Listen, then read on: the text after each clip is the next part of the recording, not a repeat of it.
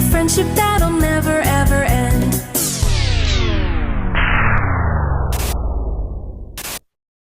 Run!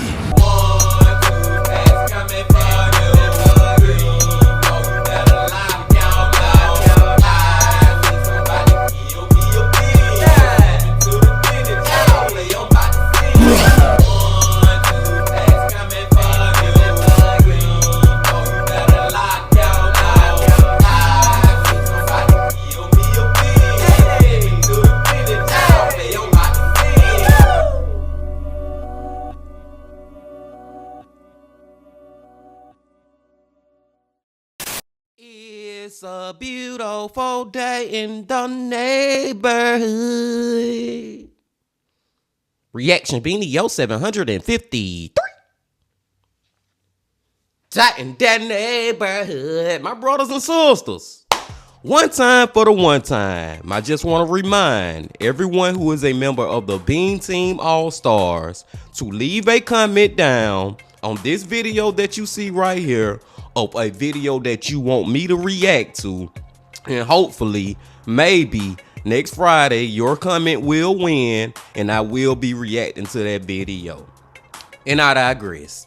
I hope y'all doing excelente out there today, and I'm glad that you came on back to the channel once again to help with the bean. And today it is our favorite day of the week because we get to go back to the man. We get to go back to the myth. We get to go back to the legend, MrBallen. MrBallen Sundays, Bean Team. And the title of the video is The 3 Creepiest Afflictions Doctors Have Ever Seen. Medical Mysteries. I love when MrBallen do the medical mysteries, Bean Team. Do y'all remember the one where the lady was married to a doctor and she wanted him to perform some type of surgery on him because she felt like she was overweight and she wanted him to basically remove some fat, and come to find out that her husband was not a doctor but he was a freaking veterinarian. Long story short, short story long, man, that was crazy. Then she ended up dying from that itch. So like I said, man, I'm pretty sure we finna hear some more crazy stories just like that. And I'm ready to get into it. But before we get into it, Bean Team, y'all know what y'all got to do. Get whatever you may need. Get what you need, please. Another MrBallen Sunday. Y'all got what y'all need. Y'all ready to go? Then let's go. Today, we're going to cover 3 wild medical mysteries. And if you like this kind of content, remember we have a whole award-winning podcast called MrBallen's Medical Mysteries, where all we do is cover stories just like these every single week. So make sure you check that out. But before we get into those stories, if you're a fan of the strange, dark, and mysterious delivered in story format, then you've come to the right place, because that's all we do, and we upload once a week. So if that's of interest to you, please swat the like button like it's a fly hovering over your food. Also, please subscribe to our channel and turn on all notifications so you don't miss any of our weekly uploads. Okay, let's get into today's stories.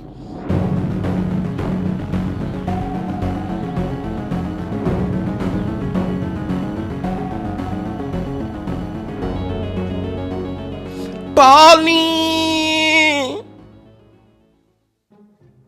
On the afternoon of January 22nd, 2024, an elderly woman named Janet Lee sat in front of her computer in an office on the second floor of her home in Newcastle, England. She was going over some recent bank statements, but it was kind of hard. She was distracted because all she could hear was her boyfriend downstairs talking to someone. So Janet's boyfriend was a guy named Richard O'Connell, and he and Janet had been together for about 20 years. Now, despite not officially being married, they sort of functioned like a married couple.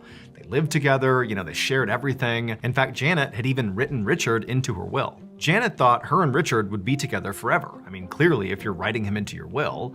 And she assumed that that feeling was reciprocated, that Richard also felt like they were together forever. But lately, their relationship had gotten pretty rocky, and in fact, both of them had begun openly talking about the possibility that they might need to break up. Now, nothing was set in stone, and by no means were they destined for a breakup, but it was suddenly, a possibility, and that was really hard for Janet to deal with. And so, as Janet sat upstairs trying to do these bank statements, but, getting completely sidetracked just by the sound of Richard's voice, part of the reason that was so distracting is, Richard was all she could think about. What would happen if they broke up? What would her life look like?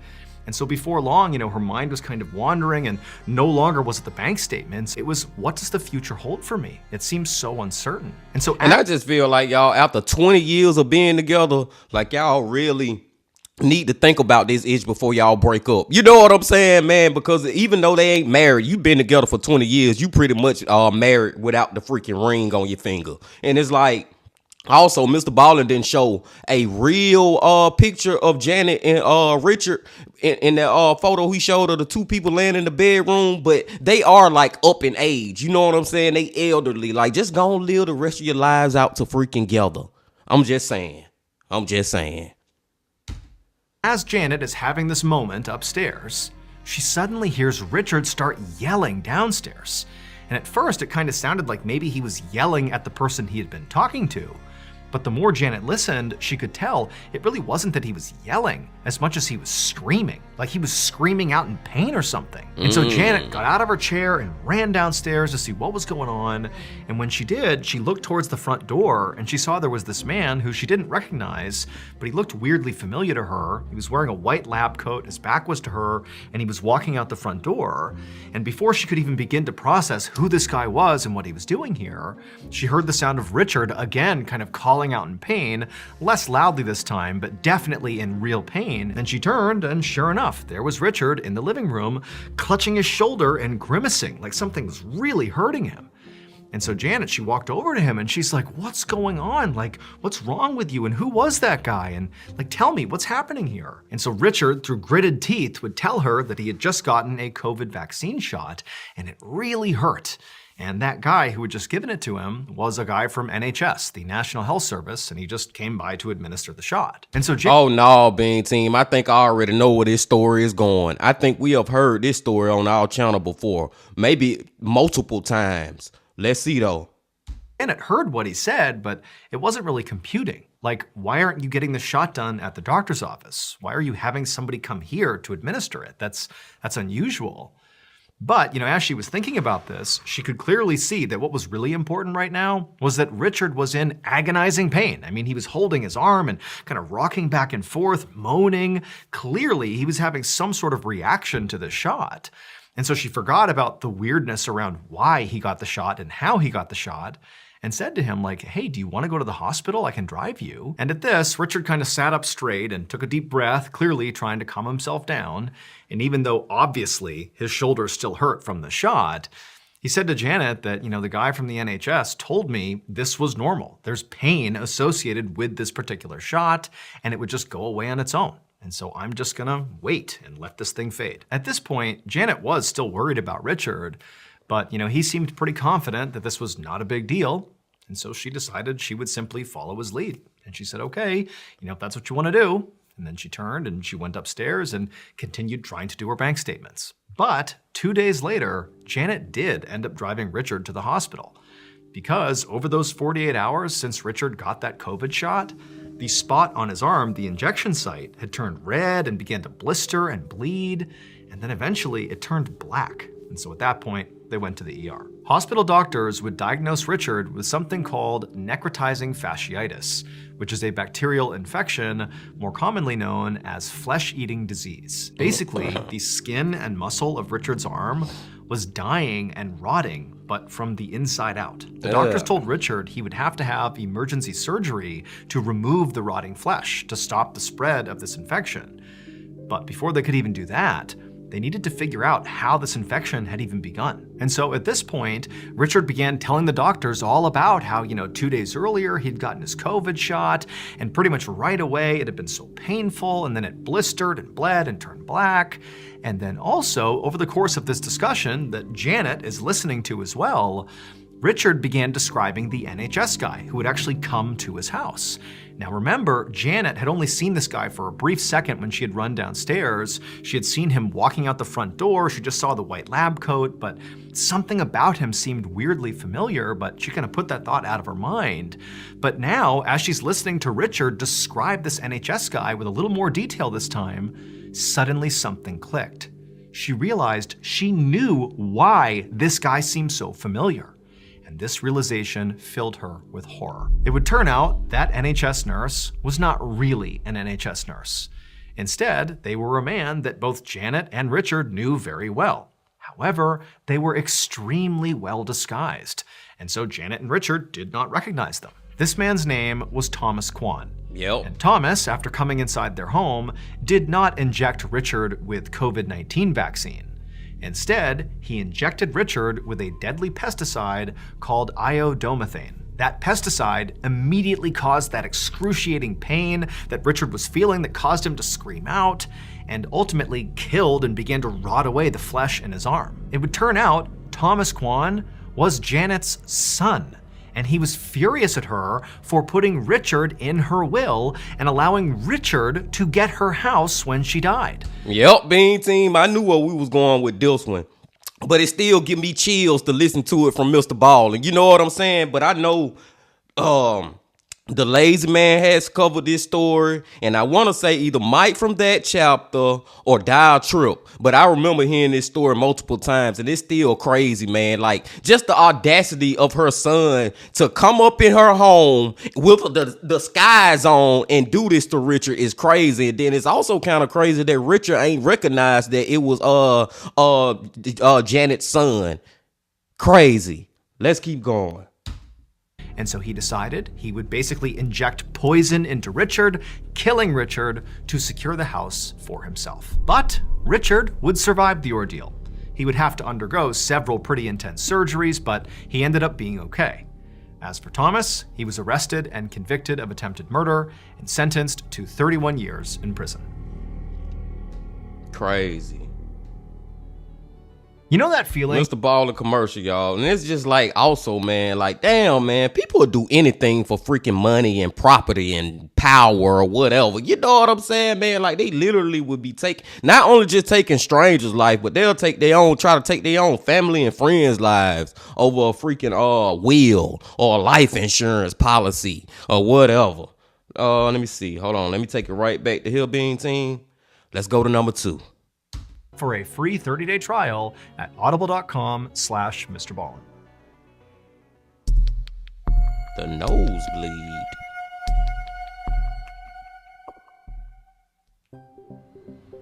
On a sunny afternoon in August of 2014, a 24-year-old tourist, who we're going to call Angela Lyons, drove a rented moped through a busy street in Vietnam. Angela had come here about a week earlier from Scotland, where she lived, and so far the trip had been great. She'd been going to nightclubs and partying and eating local food and swimming in local rivers. I mean, all in all, she was having a blast. And now she was just cruising slowly on her moped, looking at all the shops around her and kind of taking in the scenery. And at some point, as she was driving, she turned her head, and then she felt her moped hit something really hard, and she actually fell off her bike onto the ground. She hit her head pretty hard, but luckily she was wearing a helmet, and so she was able to stand up and kind of assess that she was physically going to be okay.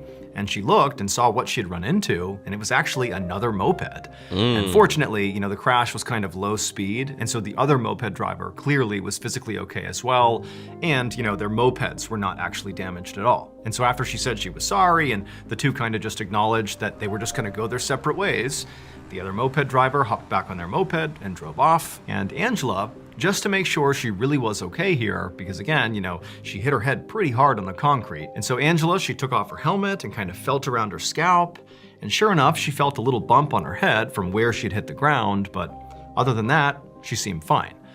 Now, because it was a head injury, albeit a small one, Angela did consider just going to the hospital just to be sure, But, as she felt it a couple more times, she's like, you know what, it's pretty small. This is not a big deal. I'm okay. No, you not okay, man. You should have went to the hospital. I ain't heard this story before, Bean Team, but I can just tell where we probably going in it. And the thing about hitting your head, man, like, dude, it may seem like it's a small injury, but it can be something crazy going on with your brain and you don't even freaking know it. I'm just saying, let's go. So she put her helmet back on, got on her moped, and went on about her business. About a week later, Angela was back home in Glasgow, Scotland, and she was inside of her doctor's office about to be examined. Following that moped accident, Angela had stayed in Vietnam for a few more days.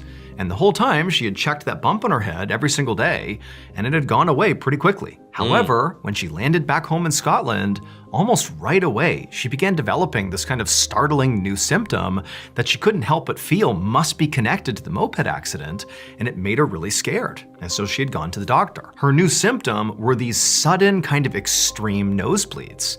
And so she had made an appointment to go see her doctor to figure out what the heck was going on. And so finally, Angela's doctor came into the room and he would examine her and he would look at her nose and her head and he would listen to her story about the moped. But after he was done with the exam, he would tell Angela that he did not think her nosebleeds had anything to do with the moped accident. Much more realistically, the nosebleeds were from her body adjusting to the weather in Scotland. Vietnam, it was a very hot environment, and Scotland was very cold, and so that shift was likely causing these nosebleeds. And so the doctor recommended that Angela put some Vaseline inside of her nostrils to keep it moist, and just wait for this to clear up as her body transitioned back to Scotland. A few days later, Angela was back home inside of her bathroom looking into a mirror. She was applying some Vaseline to her nostrils. Now, she had been doing this every day, multiple times a day, since the doctor had made that recommendation, but despite following the doctor's orders, her nosebleeds had persisted. If anything, they were getting worse. I mean, she was having these things multiple times a day. But for now, Angela simply turned on her shower and waited for the water to warm up, and then she hopped inside. And after a few minutes of just kind of standing under the water, Angela began just kind of touching her nose, something she was doing a lot of, since these nosebleeds had begun. Except as she touched her nose, she began to feel something weird sort of deep inside of her nostril that she maybe hadn't noticed before. At some point, she actually pushed pretty hard on whatever this was inside of her nasal cavity. And when she did that, it sent this blinding wave of pain over her, and then simultaneously, blood began pouring out of her nose, and she couldn't get it to stop. It was like this flood of just constant bleeding, and it terrified Angela. I mean, she'd had these terrible nosebleeds, but this was the worst one, and it was clearly connected to something inside of her nose. And so she's starting to panic, blood's getting everywhere, and she's thinking, this has gotta be connected to that moped accident. Maybe I have some horrible brain injury. Maybe I'm dying here. And so in a panic, she jumps out of the shower, towels off, gets dressed, and rushes to the nearest hospital. Or maybe she got something stuck up in her nose when she felt like a little piece of rock or something got deep and way up in there when she had this accident. Or maybe it do got something to do with the brain, man. But this one thing I just gotta say is this shows you that you always can't listen to your doctors, Bean Team. When they be like, oh no, it's okay, it's the weather that's causing this. You was in a hot climate, now you're in a cold climate, and just put some Vaseline. Like sometimes you can't listen to them when you know something is going on, man, and they trying to like tell you that it's gonna be okay, just give it a couple of days. Maybe you need to go to another freaking doctor, man, if you know in your heart and in your soul and in your brain that, no, man, something ain't right and I need more explanation for it. Let's go. Angela got to the emergency room. A nurse quickly brought her into an exam room and had her sit down and tilt her head back so the nurse could look into her nostrils to see what was going on. And so Angela, she's got all this gauze to kind of trap the blood, and she's got her head way back, and she's letting the nurse do this exam. And after a while, Angela starts to realize that this exam is taking a really long time. The nurse is just kind of standing there, clearly looking at her nostrils, but not saying anything. And, from Angela's perspective, she can't really see the nurse. Her head is tilted too far back. But the silence that's grown in the room is so loud at this point that Angela finally just kind of sits up and looks at the nurse to see what's going on here. And she sees the nurse is kind of frozen, like she's looking at Angela's nostrils like she can't believe what she's seen. And then the nurse kind of snaps out of it and looks at Angela and says, "Stay calm. I'm gonna get the doctor." And Angela's like, "I am calm. What's going on here?" But then the nurse just turns around and speed walks out of the room. It would turn out Angela's primary care doctor had been right when he said he didn't think her nosebleeds had anything to do with that moped accident. This was not a brain injury or anything connected to the trauma. However, her nosebleeds were connected to something else she had done while in Vietnam. Because in Vietnam, in between, going out to nightclubs and partying and trying all that great food, Angela was also swimming in these local rivers. And at one point, when she was in one of those rivers, something found its way into her nose. A 3-inch long, blood-sucking leech. It had been living deep inside of Angela's nostril and sinus cavity for over a week, separated from her brain only by this extremely fragile bone that's only about a ½ millimeter thick. Hospital doctors would spend about 30 minutes painstakingly pulling this leech out of Angela's nose, and then once it was out, she would go on to make a full recovery. Wow, man. I was thinking when I was like, man, maybe some got stuck up in there, but I was talking about a little piece of rock or some type of little small object. Come to find out, it was a living goddamn parasite, so to speak. Freaking leech, man. Can you imagine that being seen? Cause it ain't like a worm or nothing. Like a leech is literally sucking your damn blood that whole time. I don't even know how she was able to think with that ish up her nose. Like that ish would have drove me crazy. It's all slimy and moving and sucking and I'm bleed. Oh my God. Oh, that was a crazy one. These freaking medical mysteries from the man, the myth, the freaking freaking legend, big team. Wow. Let's go. We got one more. A happy face. One morning in February of 1987, a 45-year-old woman named Janet Overton stood in front of her bathroom mirror inside of her home in Dana Point, California. Janet was a member of the board for the school district that her 17-year-old son attended, and she had a big meeting that day. But as she looked at herself in the mirror, she looked terrible. She was pale and exhausted, and she had these big dark circles under her eyes. Now, Janet knew why she looked this way. It's because the last couple of days, she'd felt really sick, kinda out of nowhere. She'd been all stuffed up, she had bouts of nausea off and on, she wasn't sleeping very well. She figured she just had a bad cold and hoped if she could just kind of muscle her way through it, she could avoid going to the doctor. But now, here she was, about to have this big school board meeting, still feeling sick, still looking terrible. But instead of kind of canceling her plans and going to the doctor, she just caked on more makeup, did up her hair, and headed out the door. A few weeks later, Janet suddenly woke up in the middle of the night feeling so nauseous that she leapt out of her bed and ran to the bathroom and vomited. And then afterwards, she just sat on the ground sweating and shaking. So over the last few weeks, Janet's cold had not really gone away. In fact, if anything, it had just gotten progressively worse. Now, Janet had gone to the doctor about it eventually, and the doctor had agreed with her that, maybe you do have some really bad cold or some other virus here. But the only thing they told her to do was just, rest and stay really well hydrated, and whatever this is, it'll just run its course. And so that's exactly what Janet had been doing over these several weeks, but it hadn't helped. Janet's nausea had gotten so bad and so severe that she basically couldn't eat. And then she had also fallen behind on her work for the school board because she was so weak all the time. Janet forced herself to stand up off the bathroom floor, then she turned on the sink and began splashing cold water on her face. But as she did that, she noticed something new. She saw there was this red, scaly rash on her arms. So she stepped back and pulled her sleeves up, and she saw the rash extended up onto her shoulders and up onto her neck and down her back. And when she touched it, it really hurt. I mean, this is a brand new symptom here, and she could tell it had to be connected to whatever this mystery illness was, and it terrified her. Like, what was happening to her body? At this point, she should realize that this really is not no freaking cold. You know what I'm saying? Like, having a rash all over your body that's hurt when you touch it is not a symptom of a freaking common cold. And this story goes back to what I was saying earlier about doctors just telling you, oh, you just got a bad cold, just give it a couple of weeks, and after them couple of weeks you be even worse. That's why, man, maybe give it a couple of days, but after that I'm going back to the hospital or I'm going back to the doctor's office, and this time it ain't gonna be your ass I'm gonna be seeing, man. I'm gonna get a second recommendation, so to speak, whatever the freak I'm trying to say. Let's go. And so she decided that night she had to go to the ER. The next day, Janet laid in a hospital bed with an IV in her arm and her husband and her son sitting right beside her. She still felt absolutely horrible. She still felt nauseous, she had cold symptoms, and that rash had now spread up to her neck and onto her face, and it had begun to blister. All night, the doctors had been running tests on Janet to try to figure out what was going on. But every test they ran came back negative. She didn't have the flu, and she didn't have at least any known infections or diseases that could cause these symptoms. And so the doctors were at a loss. However, scans of Janet's abdomen did reveal something concrete. She had all these ulcers in her stomach, which basically are like open sores in her stomach lining.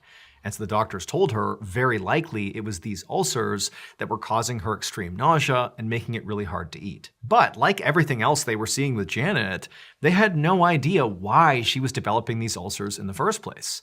And so ultimately, all the doctors could really do for Janet was just treat her symptoms. They gave her ulcer medication, and they also gave her some topical treatments for her rash. And over the next couple of days, these treatments seemed to work. You know, her ulcers went away, and her rash basically disappeared, and overall she felt a lot better. Not back to 100%, but pretty close, to the point where she was discharged. And so Janet and the doctors were like, okay, we don't really know what this was or why it started. We just hope it never comes back. Several months later, on January 24th, 1988, Janet was at home getting ready for a whale watching trip with her 17-year-old son, and she felt horrible. Ever since leaving the hospital, she had periodically just kept getting sick over and over and over again. And each time she would go back to the hospital and they would just, treat her symptoms because no one could figure out what was wrong with her.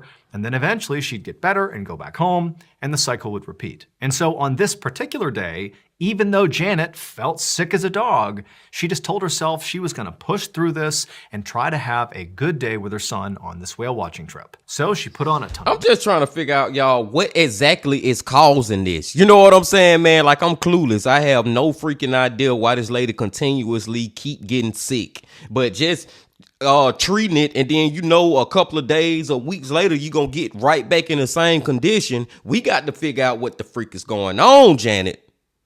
I know you trying, and the doctors ain't doing you no service. They ain't really figuring it out. They just covering it up, so to speak, or just putting a Band-Aid over the wound, and the wound keep coming back. We got to figure out why the wound keep coming back. Makeup, she put her hair up, slammed some coffee, and then went downstairs to meet her son. Then the two of them headed outside, walked over to the car, and right as Janet was about to grab the car door handle and get inside, she stood there for a second and then just collapsed. Janet's husband and son immediately rushed Janet to the hospital, but by the time they got there, it was already too late. Janet was dead. Her doctors were obviously baffled because they had been baffled for months now. Nobody knew what was happening to her. And so ultimately they brought in a coroner to do an autopsy to try to figure out once and for all what was going on with Janet. And as soon as the coroner cut open Janet's stomach to examine the contents, he was hit with this smell that was very distinct that instantly told him exactly what had killed Janet. And as soon as he smelled it, he stopped what he was doing and contacted the police. And the police immediately sent detectives to Janet's house, and they began gathering up all these items inside the house to be tested. And the results of these tests confirmed the coroner's theory. As Janet got sicker and sicker, she had this mentality of like, I'm gonna push through this thing and not go to the doctor. I'm just gonna pretend this isn't even happening. And so when she was caking on all that makeup every day and chugging all this coffee, to combat the tiredness, that was all just an effort to, pretend this wasn't really happening. But what she didn't realize is that the makeup and the coffee were actually killing her. It would turn out there was a deadly chemical in her makeup called selenium that was slowly killing her. And then in her coffee was cyanide. And cyanide has a very distinctive smell. It smells like almonds. And that's what the coroner smelled when he opened up her stomach. But these deadly chemicals did not appear in her makeup and coffee naturally. They were put there by Janet's husband. Wow. He believed Janet was having an affair, and so he set out to murder her. He first began placing the selenium in her makeup, and it was slowly killing Janet, but it was not happening fast enough. And so finally, on the day of the whale watching trip, her husband put the cyanide in her coffee, and it killed her pretty much right away. Richard Overton was convicted of first-degree murder, and he was sentenced to life in prison. He died behind bars in 2009. Wow, dude. That was shocking, Bean Team. That was freaking shocking in two different ways at the end. Number one, I did not expect Janet to die. You know what I'm saying? I thought we was going to figure out in the end what was going on with her, and she was going to live happily ever after. And number two, come to find out it was her freaking husband who was doing the ish, poisoning her in two different ways. The damn makeup, that's why her freaking skin and stuff, I'm thinking, started to get all the blisters, and she had these horrible rashes and stuff. And then, he just said, F that, this taking too long. So now he just put some ish in her coffee. I think MrBallen said cyanide, something like that, some type of poisonous ish that just gone took her out. And it's so sad, man, when you just think about that. He was at the hospital with her. You know what I'm saying? When she was going to the hospital thinking that she got a cold, and they running all these tests and finding ulcers in her stomach and doing all this and that. He's sitting in the damn room with her, acting like he's supporting her, and the whole time he want her dead. And then the reason he want her dead is so stupid. Like, you shouldn't want nobody dead anyway, especially your wife. But just because you think she cheating on you, if she is, bro, just break up with her. That's your damn child freaking mama, man. She was going to go do something with they 17-year-old kid then when she freaking died. Now think about your child, man. Think about how he gotta live the rest of his life without his mama and his daddy. You know what I'm saying? Knowing that his daddy is a freaking murderer, and he done murdered my damn mama, and he was in the room too with us and acting like he don't know what's going on, and the whole time you know what's going on. Like, do murderers think about ish like that? I don't know, man. I don't know, y'all. Like I say all the time, I'm glad that I can't even have the mind of some of these freaking killers out here. I can't even freaking fathom what the freak they be thinking about. But I digress. I'm gonna go and let y'all go, Bean Team. Hold on real quick.